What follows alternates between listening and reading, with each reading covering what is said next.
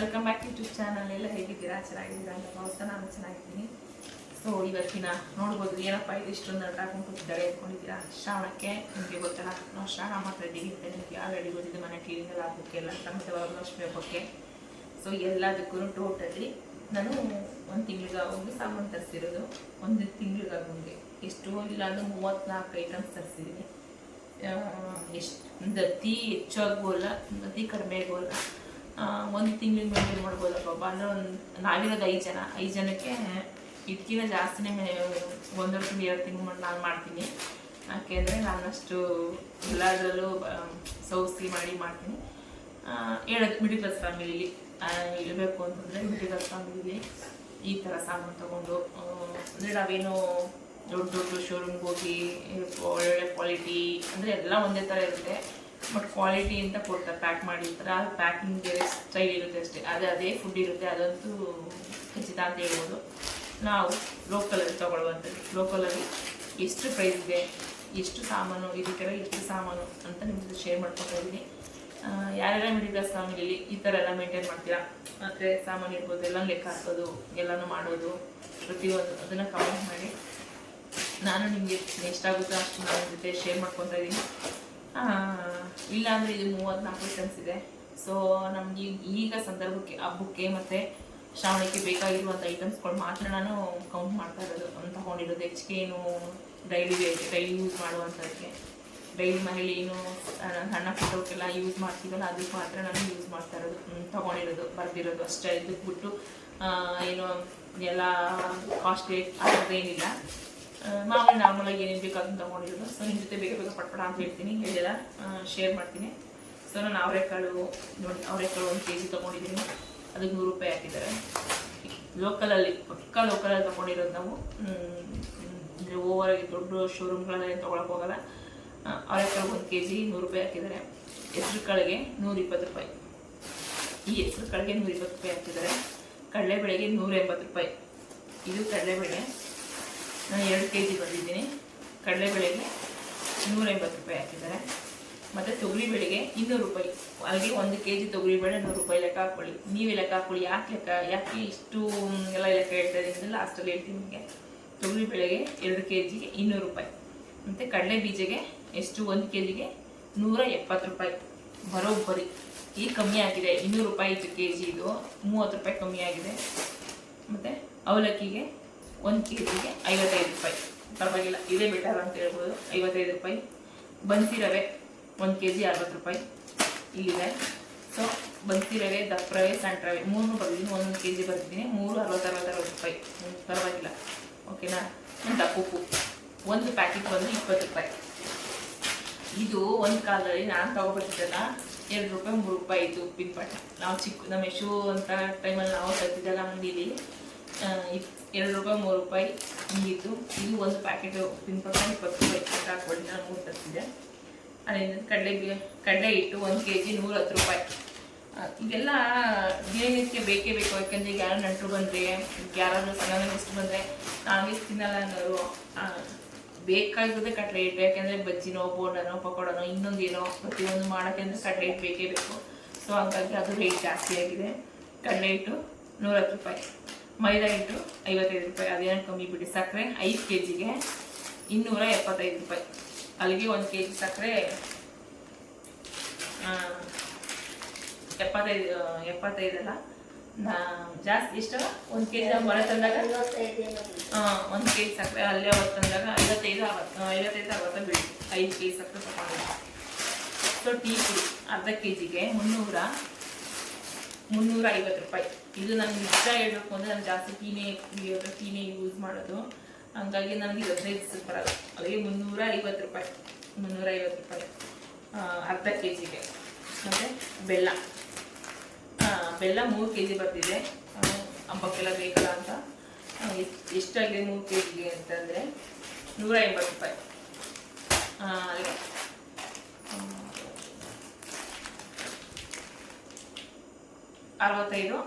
67 ರೂಪಾಯಿ ಬಿದ್ದಿದೆ ಇದಕ್ಕೆ ಬೆಲ್ಲಕ್ಕೆ.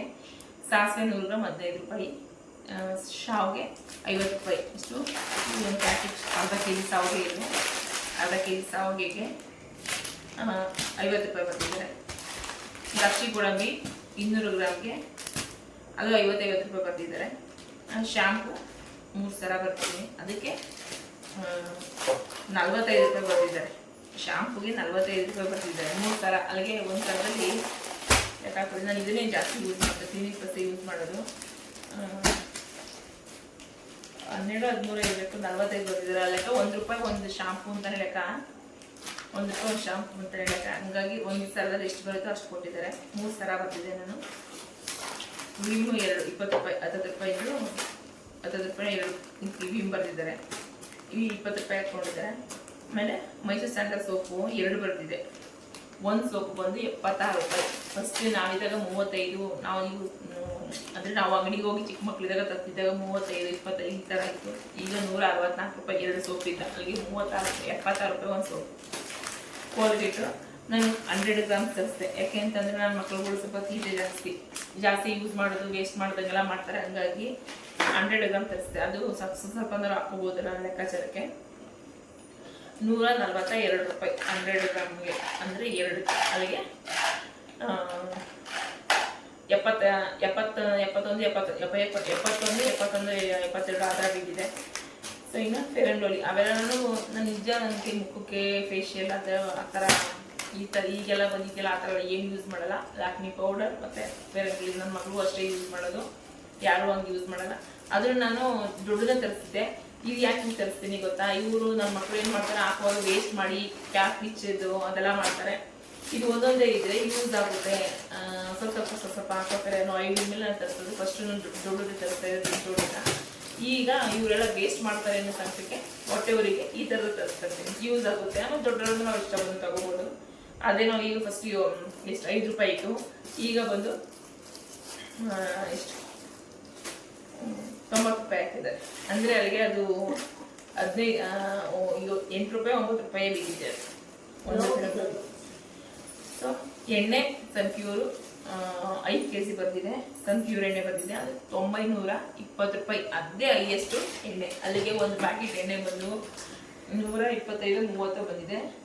ಸೊ ನನ್ನ ಮಗ ತಂತಂದು 920 ಲೆಕ್ಕ ಹಾಕಿ ನೀವು ಎಷ್ಟು ಅಂದರೆ ಹೋಲ್ಸೇಲಾಗಿ ತಗೊಂಡ್ರೆ ಸ್ವಲ್ಪ ಕಮ್ಮಿ ಬಿದ್ದಿದೆ. ಇದು ಹುರುಗಡ್ಲೆ ಅರ್ಧ kg 55 ರೂಪಾಯಿ.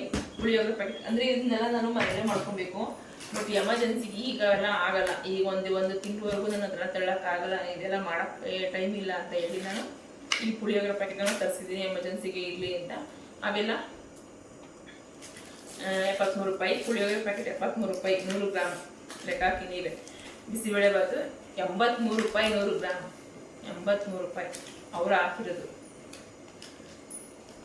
ಮತ್ತು ಗಂಧದ ಕಡ್ಡಿ ನಿಮ್ಗೆ ಹೇಳಿದ್ನಲ್ಲ, ಗಂಧದ ಕಡ್ಡಿ 55 ರೂಪಾಯಿ ನಾವು 2 ತರಿಸಿದೆ, 100 ರೂಪಾಯಿ. ಕರ್ಪೂರ ಒಂದು ಮಾಮೂಲಿ 100 ಗ್ರಾಮ್ ಏನಪ್ಪ ಅದು, ಇದು 100 ಗ್ರಾಮ್ 50 ರೂಪಾಯಿ ಬರ್ತಿದ್ದಾರೆ. ಸಾಂಬ್ರಾಣಿ ಬತ್ತಿ ಒಂದು 60 ರೂಪಾಯಿ ತೋರಿಸ್ತೀನಿ, ಇದು 60 ರೂಪಾಯಿ. ಮತ್ತು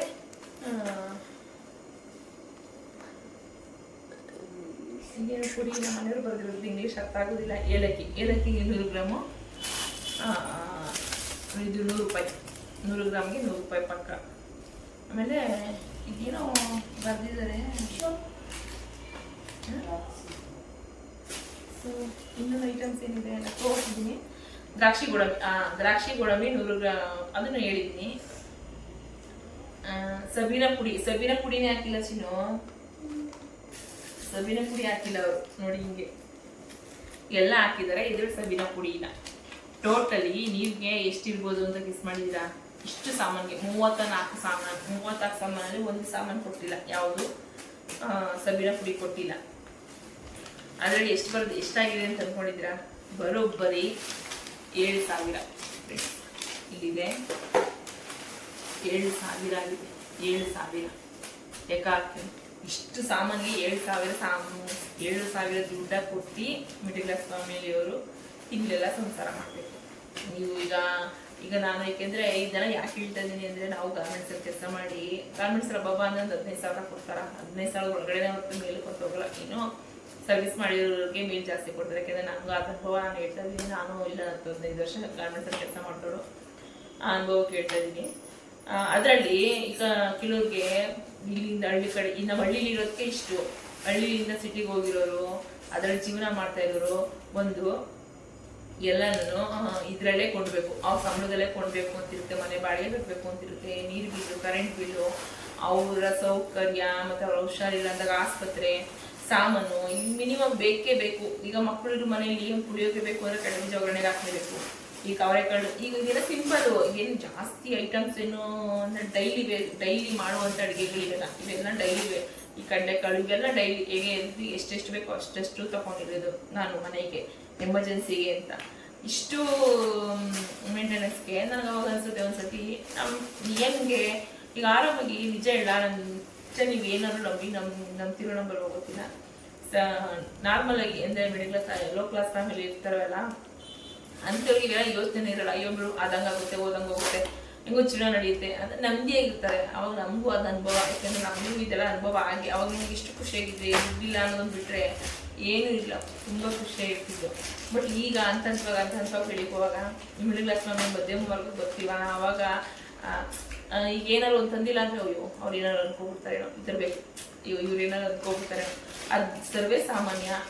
ಇಲ್ಲೇ ಅಂತಲ್ಲ ಎಲ್ಲ ಕಡೆನೂ ಅದೇ ಥರ. ಇಲ್ಲಿ ಹಳ್ಳೀಲಿ ಒಂದಿನ ಮಧ್ಯಮ ವರ್ಗದಲ್ಲಿ ಹೆಂಗೋ ಜನ ನಡೆದೋಗುತ್ತೆ ನಿಜ ಫ್ರೆಂಡ್, ನೆಮ್ತಿರೋ ನಂಬರ್ ಹೋಗೋತಿಲ್ಲ. ಒಂದೇನಾದರೂ ಒಂದು ಉಪ್ಪಿಲ್ಲ ಅಂದ್ರೂ ಪಕ್ಕ ಮೇಲೆ ಹೋಗಿಸ್ಕೊಬರ್ಬೇಕು, ಹಳ್ಳಿ ಕೊಟ್ಟೆ ಆ ಥರ ನಮ್ಗೆ ಅನುಭವ ಹೇಳ್ತಾ ಇರೋದು. ಅದೇ ಸಿಟಿಲ್ಲ ಆ ಥರ ಅಲ್ಲ, ತುಂಬ ಕಷ್ಟ. ನಾನು ಅವಾಗೆಲ್ಲ ಯೋಚನೆ ಮಾಡಿದೆ, ಈಗ ಇಷ್ಟೊಂದು ಹಿಂಗೆ ಸಾಮಾನ್ಯ ಇಷ್ಟು ಯೋಚನೆ ಮಾಡಿದೆ, ಬೆಂಗಳೂರು ಕಡೆಯಲ್ಲಿ ಹೆಂಗಪ್ಪ ಬದುಕ್ತಾ ಇದ್ದಾರೆ ಜನ ಯಪ್ಪ ದೇವರಿಗೆ ಅಂತ ಅನಿಸ್ಬಿಡ್ತು. ಅದಕ್ಕೆ ನಿಮ್ಮ ಜೊತೆ ನಾನು ಶೇರ್ ಮಾಡ್ಕೊಳ್ಳೋಣ ಈ ವಿಡಿಯೋನ ಅಂತ ಶೇರ್ ಮಾಡಿಕೊಂಡೆ. ನಿಮ್ಗೆ ಏನು ಅನಿಸ್ತು, ನಿಮಗೆ ಏನು ಅನಿಸ್ತು ಇದ್ರ ಬಗ್ಗೆ ಕಮೆಂಟ್ ಮಾಡಿ.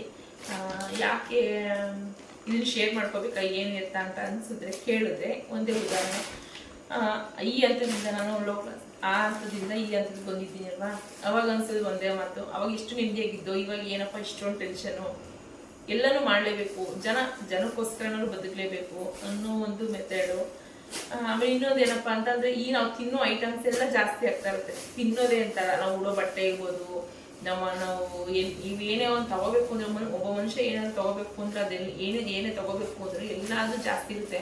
ಬಟ್ ನಮಗೆ ಸಂಬಳ ಕೊಡೋದು, ಈಗ ನಮ್ಗೇನಾದ್ರು ನಾವು ದುಡಿಯಕ್ಕೆ ಹೋಗ್ತೀವಿ ಅಂದ್ರೆ ಈಗ ಅವಾಗ ಒಂದು ಕೂಲಿಗೆ 150,000 ಒಳಗಡೆ, ಆ 1000 ಒಳಗಡೆ ಏನು ಸಿಗುತ್ತೆ ನಮಗೆ ಅಲ್ವಾ? ಹಂಗೆ ನಮಗೆ ಬೇಕು ಅಂದದ್ದೆಲ್ಲ ಕಮ್ಮಿ ಸಿಗುತ್ತೆ, ನಾವು ತಗೋಬೇಕು ಅಂದದ್ದೆಲ್ಲ ಜಾಸ್ತಿ ಸಿಗುತ್ತೆ ಅಲ್ವಾ?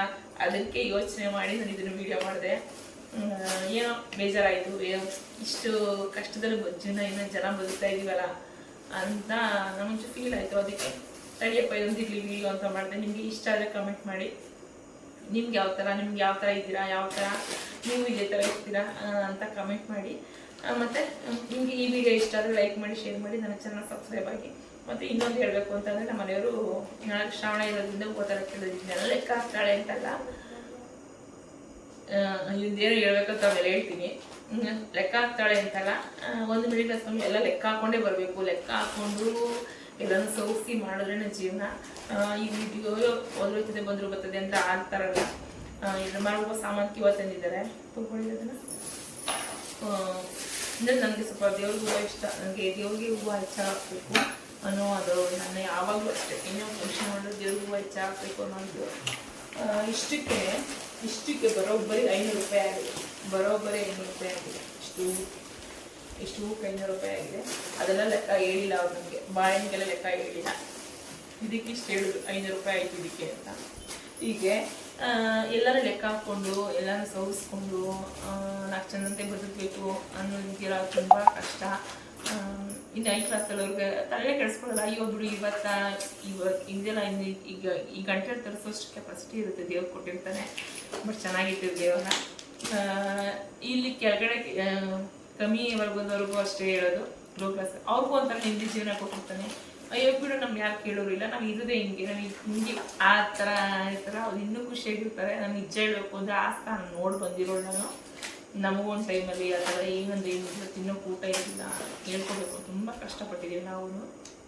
ದೇವರು ನಮಗೆ ಇದೊಂದು ಅನುಗ್ರಹ ಮಾಡಿದ್ದಾನೆ. ನಾನು ಏನು ಕನಸು ಪಡ್ತಾ ಇದ್ದೆ ಅದನ್ನೆಲ್ಲ ನೆರವೇರಿಸ್ಕೊಟ್ಟಿದ್ದಾನೆ. ಮನೆ ಬೇಕು, ಮನೆ ಕಟ್ಟಿಸ್ಕೊಟ್ಟಿದ್ದಾನೆ, ಎಲ್ಲ ನಮಗೆ ನಡೆದಿದೆ. ಅದು ಇನ್ನೂ ಹಂತಕ್ಕೆ ನಾವು ದಾಟಿಲ್ಲ, ಮಧ್ಯಮ ವರ್ಗದಲ್ಲೇ ಇದ್ದೀವಿ ನಾವು. ಇನ್ನೂ ಕಮಿಟ್ಮೆಂಟ್ಗಳಿದೆ. ಅದಕ್ಕೆ ನಾವು ಇದನ್ನೆಲ್ಲ ಬಜೆಟಲ್ಲಿ ಎಲ್ಲನೂ ಒಂದೊಂದು ನಾವು ಎಷ್ಟು ಚೀಪಾಗಿ ಎಲ್ಲ ಕೆಳಮಟ್ಟದಲ್ಲಿ ಏನೇನು ತಗೋಬೋದೋ ಅದನ್ನು ತೆಗೆದು ಜೀವನ ಮಾಡ್ತಾ ಇರ್ತೀವಿ. ಅದು ನನ್ನ ಪಾಲಿಸಿ. ನನಗೆ ಮಾಡಿದ್ರೆ ನಾವು ಬೆಟರ್, ಮುಂದಕ್ಕೆ ಇನ್ನೊಂದು ಬೆಟರ್, ಏನೋ ಒಂದು ರೀಚ್ ಆಗ್ಬೋದು, ಏನೋ ಒಂದು ಚೆನ್ನಾಗಿರ್ಬೋದು ಅನ್ನೋ ಒಂದು ಇದಕ್ಕೆ ಇದನ್ನು ಆ ಥರ ಐಡಿಯಾ ಮಾಡ್ತೀನಿ. ಸೊ ಇದ್ರ ಜೊತೆ ಈ ಥರ ನಿಮಗೆ ವಿಡಿಯೋ ಮಾಡಬೇಕು ಅಂತ ಅನಿಸ್ತು ಮಾಡಿದ್ದೀನಿ. ನಿಮಗೆ ಈ ವಿಡಿಯೋ ಇಷ್ಟ ಆದರೆ ಖಂಡಿತ ಲೈಕ್ ಮಾಡಿ, ಶೇರ್ ಮಾಡಿ, ಕಮೆಂಟ್ ಮಾಡಿ, ನನ್ನ ಚಾನಲ್ ಸಬ್ಸ್ಕ್ರೈಬ್ ಆಗಿ ಅಂತ ಹೇಳ್ತಾ ಏನು ಹೇಳಿ ನನ್ನ ಮಗ ಏನು ಹೇಳ್ಬೇಕಂತ ಹೇಳಿ. ನಾಳೆ ಡ್ಯಾಗ್ನಸ್ಟೇ ಹ್ಯಾಪಿ ಹೇಳ್ಬಿಡು. ಹೇಳು ಏನು? Happy independence day. Happy independence day. ಎಲ್ಲರಿಗೂ ಒಳ್ಳೇದಾಗಲಿ. ಎಲ್ಲರಿಗೂ ಒಳ್ಳೇದಾಗಲಿ. ಏನಂತ ಹೇಳ್ತೀಯ? ಆಮೇಲೆ ಇನ್ನೊಂದು ಏನಾರು ಹೇಳ್ತೀಯಾ? ಸೊ ಫ್ರೆಂಡ್ಸ್, ಅದಕ್ಕೆ ಈ ವಿಡಿಯೋ ಮಾಡಿದೆ. ಯಾಕೆಂದ್ರೆ ನನಗೆ ಫುಲ್ ಶಾಕ್ ಆಗೋಯ್ತು. 7,000 ರೂಪಾಯಿ ಸಾಮಾನು, ಇಷ್ಟು ನೋಡಿದ್ರೆ 34 ಸಾಮಾನು, 7,000 ರೂಪಾಯಿ ಸಾಮಾನು ತಂದು ನಾವು ಜೀವನ ಮಾಡೋದು ಎಷ್ಟು ಕಷ್ಟ ಅಂತ ಅನಿಸ್ಬಿಡ್ತು. ಒಂದು ಟೈಮಲ್ಲಿ ನಾನು ಜಾಸ್ತಿ ಅಲ್ಲೇ ತೊಗೊಂಡ್ಬಿಡ್ತೀನಿ. ನಾನೇನು ಇಷ್ಟು ಬೇಕು ಅಷ್ಟು ತೊಗೊತೀನಿ. ಹಬ್ಬರಿ ದಿನ ಬಂದಾಗ ಬೇಕೇ ಬೇಕು. ಇದು ಕಮ್ಮಿನೇ ಹೇಳ್ಬೇಕು ಅಂದರೆ, ಹಬ್ಬರಿ ದಿನ ಇನ್ನೂ ಜಾಸ್ತಿ ತೊಗೊಬೋದು. ಬಟ್ ನಾನು ಎಲ್ಲ ಸೋರಿಸಿ ಎಷ್ಟು ಬೇಕು ಅಷ್ಟು ಮಾತ್ರ ಬರೆದಿರೋದು. ಅವಾಗ ಯೋಚನೆ ಮಾಡಿದೆ, ಎಷ್ಟು ಬೇಕು ಅಷ್ಟು ಬರೆದಿರೋದು ಎಷ್ಟು ಇದೆಯಲ್ಲ, ಇನ್ನು ಎಲ್ಲ ಬೇಕು ಅಂತ ಬರೆದ್ರೆ ಇನ್ನೆಷ್ಟಾಗಿರೋದು ಅಂತ ಮನಸ್ಸಿಗೆ ಓಡ್ತು. ಹಂಗಾಗಿ ನಿಮ್ಮ ಜೊತೆ ಶೇರ್ ಮಾಡಬೇಕು ಅಂತ ಈ ವಿಡಿಯೋನ ಶೇರ್ ಮಾಡಿದೆ. ನಿಜವಾಗಿ ವಿಡಿಯೋ ಖಂಡಿತ ಇಷ್ಟ ಆಗಿದೆ. ಲೈಕ್ ಮಾಡಿ, ಶೇರ್ ಮಾಡಿ, ಕಮೆಂಟ್ ಮಾಡಿ, ನನ್ನ ಚಾನಲ್ ಸಬ್ಸ್ಕ್ರೈಬ್ ಆಗಿ ಅಂತ ಹೇಳ್ತಾ, ಮತ್ತೆ ಇದ್ರ ಬಗ್ಗೆ ಅಭಿಪ್ರಾಯ ಏನು ಅಂತ ಕಮೆಂಟ್ ಮಾಡಿ. ಬಾಯ್ ಬಾಯ್.